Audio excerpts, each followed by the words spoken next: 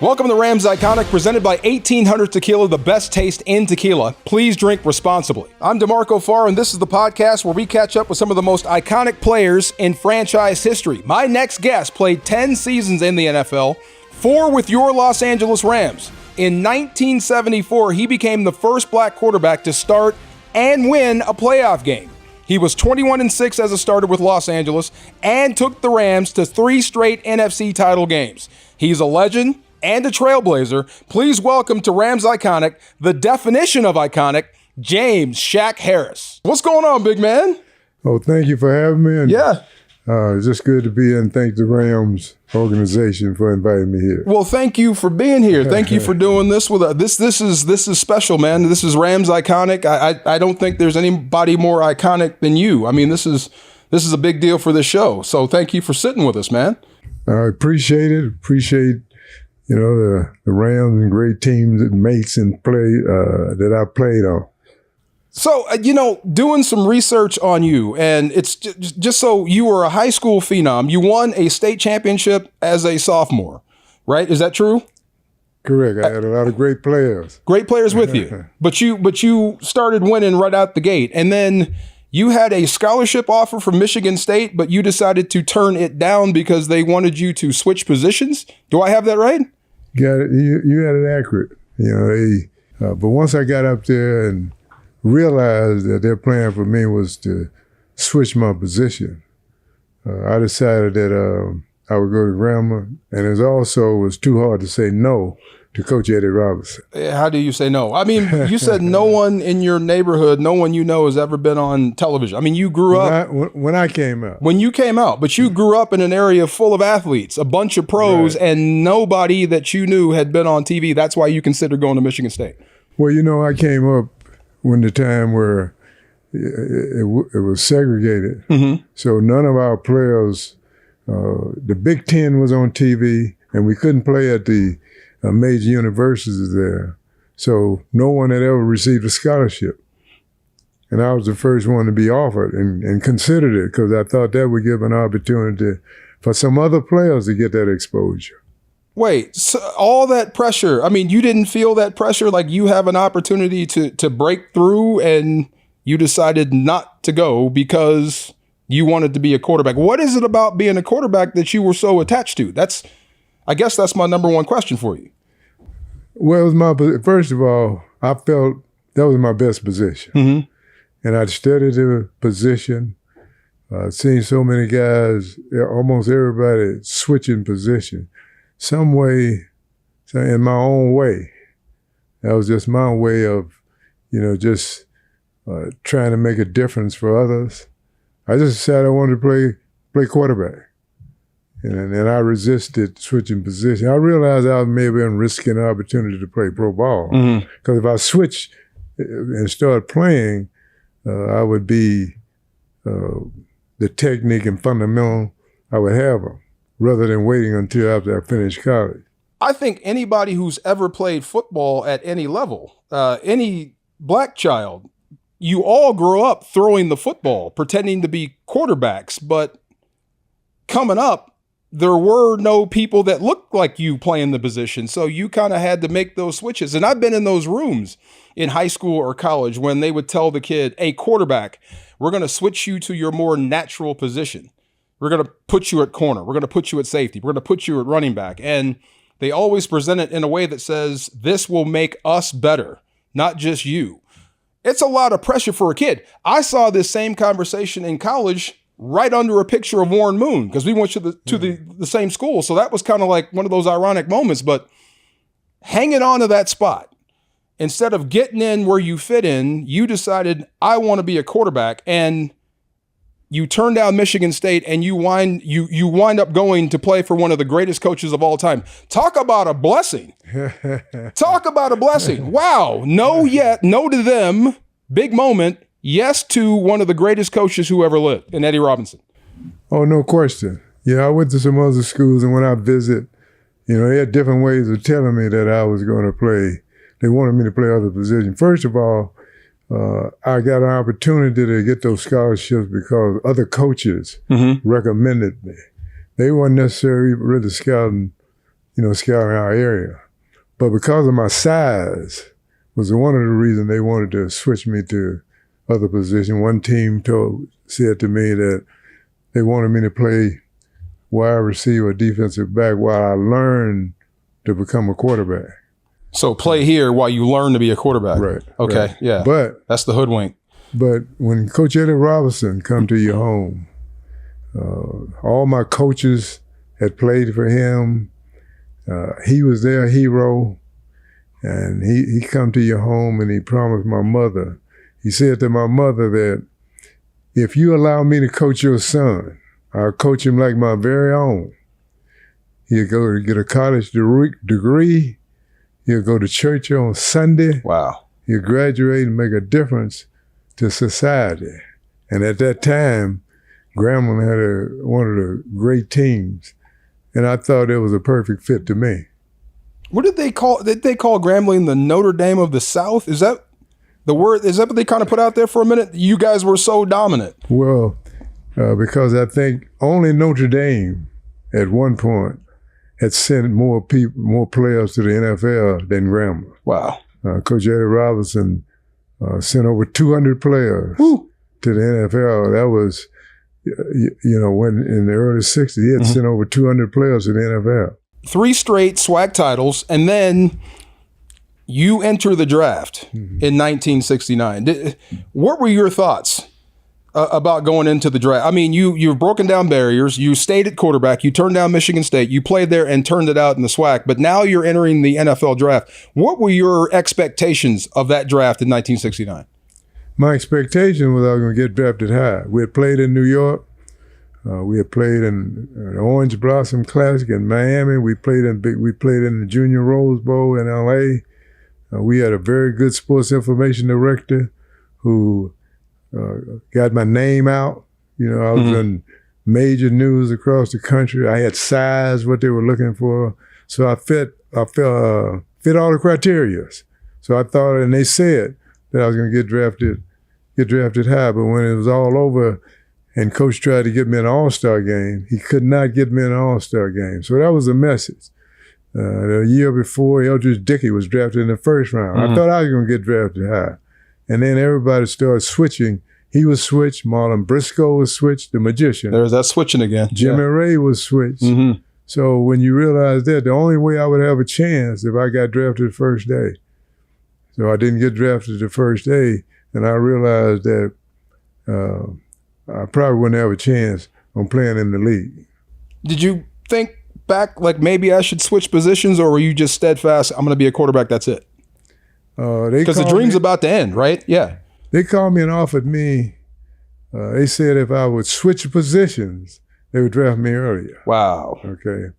But I had resisted out of high school. I resisted now. I committed to playing quarterback, right? Like I said, I kept my word. They kept their word. They didn't draft me. It was frustrating because when I went in the draft, all I wanted, other than play quarterback, was to pay my mother's J.C. Penney bill. Amen. And when I wasn't drafted, I wasn't able to do that. And I just decided not to play pro football. Wow. I decided it just wasn't worth going through. And then? What changed your mind? I had a talk with Coach Robinson. Yeah. He felt that I represented the opportunity for some others. And I felt that I owed him so much. Because I remember when he came back from New York and he had talked to Howard Cosell. And Howard Cosell asked him, you produce so many great players. Why can't you produce a quarterback? And when he came back from New York, he came by my home. And he said, damn it to hell. He didn't curse, but he wrote damn and hell out. He said, damn it to hell. I just come from New York. And Howard Cosell had a nerve to ask me when I'm going to produce a quarterback.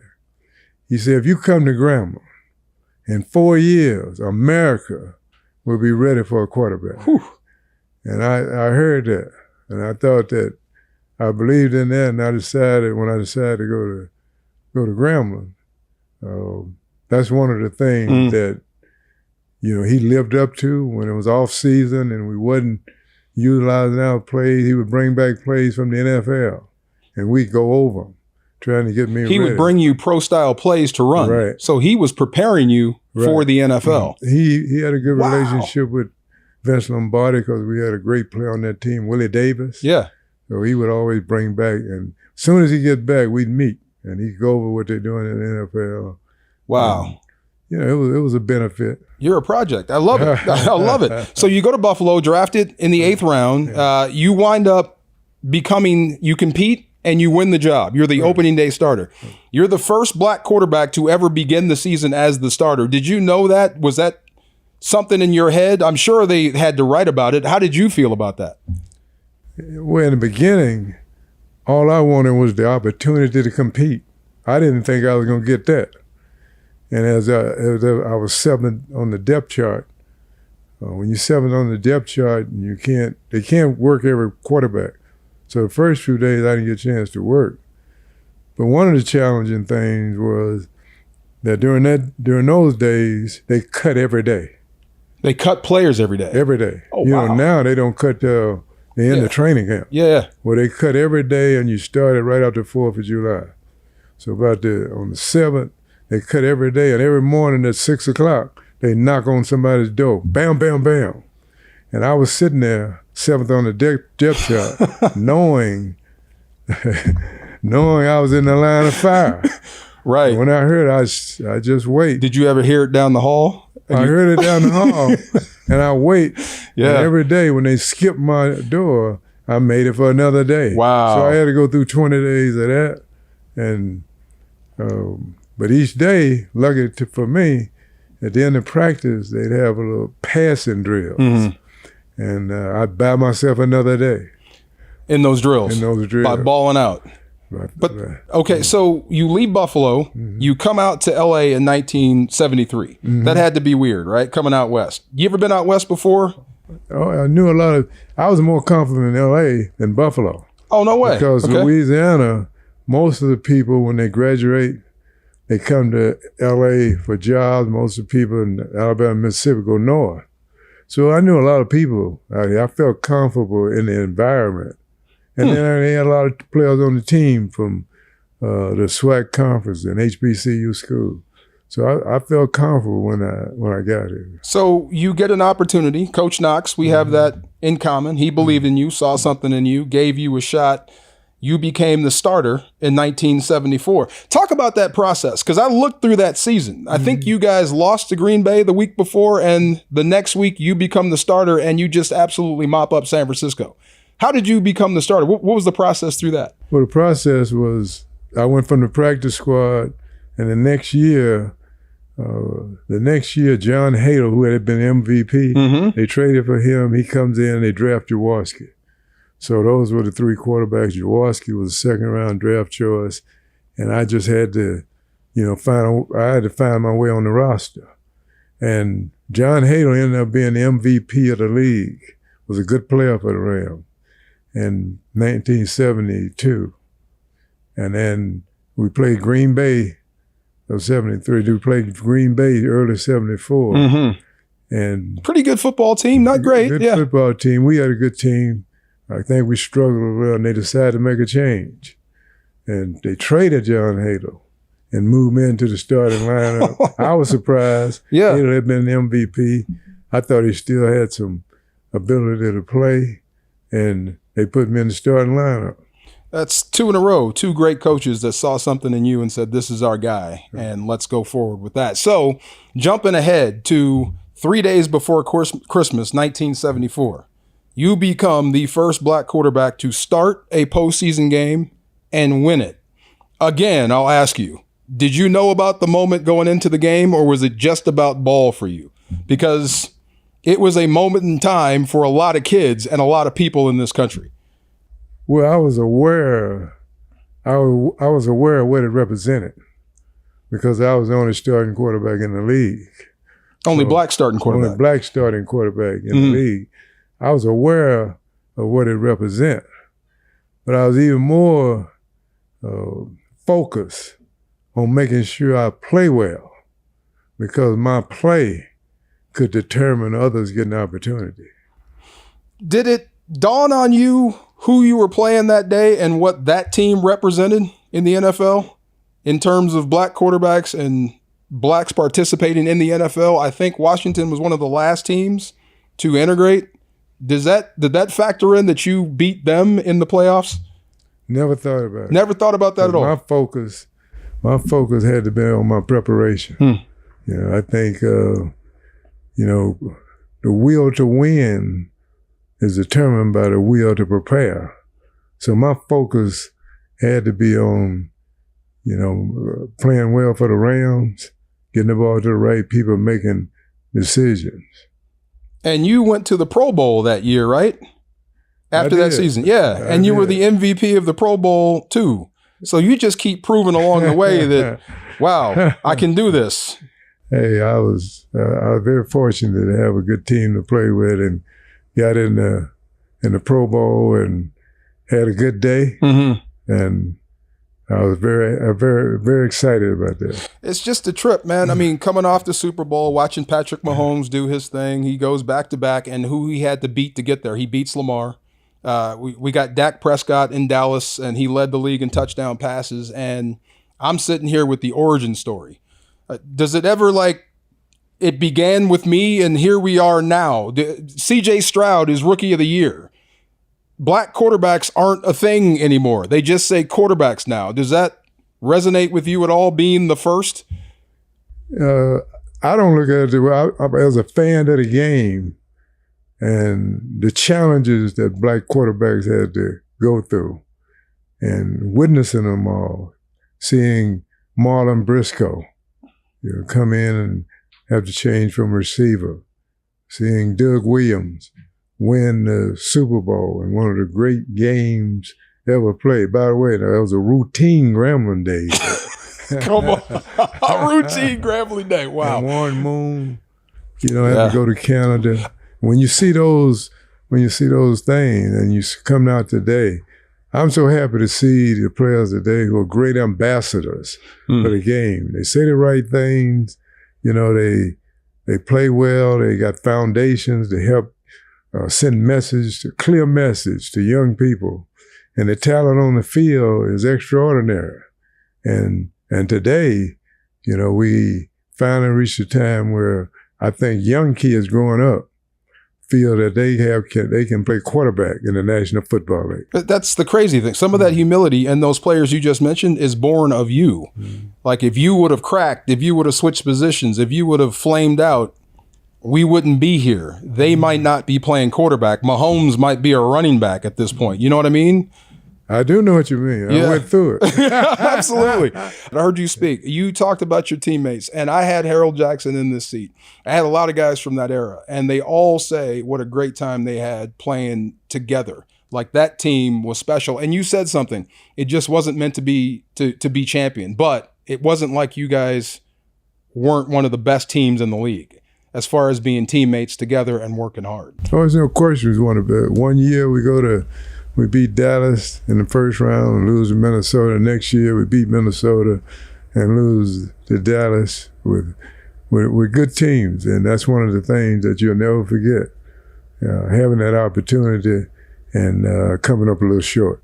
Well, I'll tell you so. I will never forget this. This has been a treat for me, and I hope it's been a treat for you. So thank you, James Shaq Harris, for stopping by. Thank you very much. All right, that's a wrap on this episode of Rams Iconic, presented by 1800 Tequila, the best taste in tequila. Please drink responsibly.